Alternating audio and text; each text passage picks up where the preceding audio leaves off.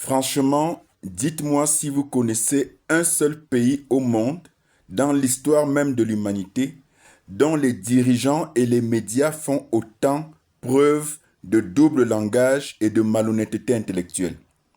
Moi, je crois que ça n'existe pas. Il n'y a pas d'égal que les dirigeants et les médias français à leurs ordres.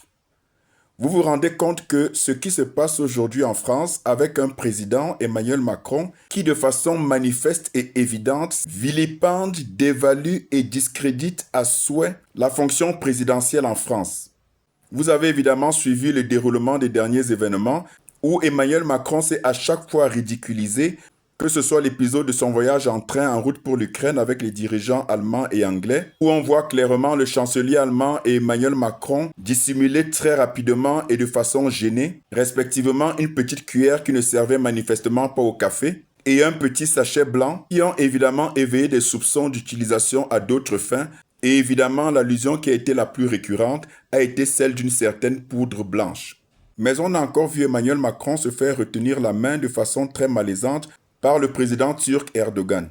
Et comme s'il ne nous avait pas suffisamment embarqués dans des scandales à répétition, le président français s'est retrouvé dans une situation plus qu'embarrassante avec, à sa descente de l'avion, à son arrivée au Vietnam, on aperçoit clairement les deux mains de Brigitte Macron lui frapper le visage. Dans un premier temps, parce qu'évidemment on nous prend pour des idiots, une première communication officielle de l'Élysée a fait part de ce qu'il s'agissait d'une manipulation à des fins complotistes via l'intelligence artificielle.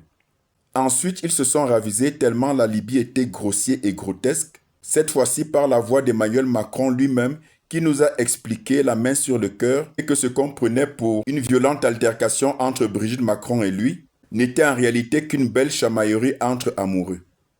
Mais il y a pire pour insulter nos intelligences. La classe politique française, face à ces multiples scandales reliés par les médias aux ordres, nous explique sans cligner des yeux qu'il s'agit là encore d'une énième manipulation de la Russie. Qu'est-ce qu'on ne va pas entendre de ces gens? Ils ont définitivement vendu la honte aux chiens. Ils sont non seulement et de façon manifeste dépourvus de toute morale, mais en plus ils ont fait du mensonge et de la manipulation leur religion. Ce niveau de malhonnêteté intellectuelle est indigeste, dans la mesure où cela vise à discréditer toute action et tout engagement dans le sens de la restauration de la dignité des peuples, qui dénoncent le diktat de leurs dirigeants et des médias aux ordres. À l'époque de la guerre froide, tout ce dont on voulait discréditer le discours et les actions, alors qu'il s'agissait de dénoncer toutes les dérives et manipulations des dirigeants, ceux-ci étaient qualifiés de communistes. Aujourd'hui, le vocable idéal qui est utilisé pour discréditer et décrédibiliser les lanceurs d'alerte et autres éveilleurs de conscience, c'est le mot complotiste. Oui, les médias français crient au complotisme lorsque leur population dénonce le niveau criard et abject d'irresponsabilité de leur président. Et par-dessus tout, évidemment, et il n'y a absolument rien de plus ridicule, c'est que désormais on met la Russie à toutes les sauces. C'est le bouc émissaire idéal. Le taux de chômage s'accroît en France, c'est la Russie. Le déficit budgétaire structurel de la France depuis des décennies, c'est encore la Russie. La dette exponentielle de la France qui frise les 120% du PIB, c'est encore à cause de la Russie de Poutine. Le chômage, les grèves, l'insécurité et tous les maux de la France, le seul et unique coupable, c'est Poutine.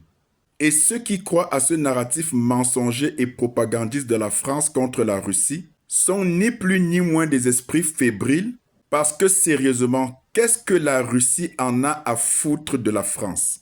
Vladimir Poutine et les Russes ne s'occupent même pas de la France. C'est à peine s'ils savent même ce que c'est la France. Parce qu'en réalité, en quoi la France peut représenter une menace face à la Russie? Militairement, évidemment, c'est une blague. La Russie est la toute première puissance militaire au monde d'un point de vue ne serait-ce que nucléaire. La France, elle, ce qu'elle vaut sur le plan militaire, on le sait, puisque lorsqu'elle effectue ses agressions sur le continent africain, au bout de 3 jours seulement, elle n'a plus de munitions. La Russie serait donc inquiétée par la France à quel niveau? Au niveau de l'économie, mais là encore c'est une belle blague. En quoi la France peut impressionner la Russie au niveau économique?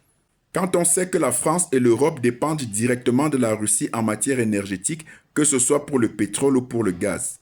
Sur le plan des ressources naturelles, la France n'existe tout simplement pas devant la Russie.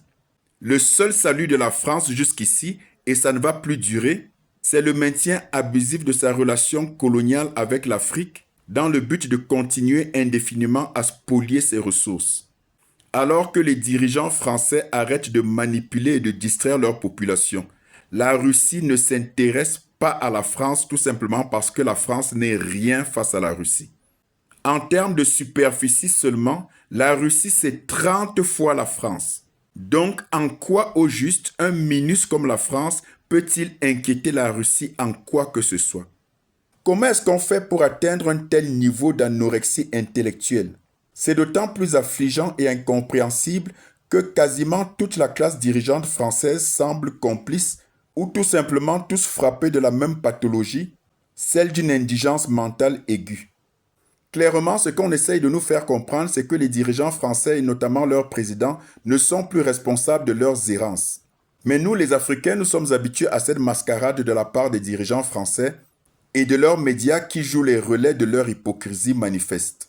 Lorsque les Africains dénoncent avec la dernière énergie l'ingérence française en Afrique et le pillage systématique depuis des décennies de ses ressources, grâce à la nébuleuse mafieuse France-africaine, on nous explique que nous, Africains, qui revendiquons de façon légitime notre souveraineté, nous ne serions que manipulés par la Russie de Poutine et donc que nous sommes incapables de penser par nous-mêmes.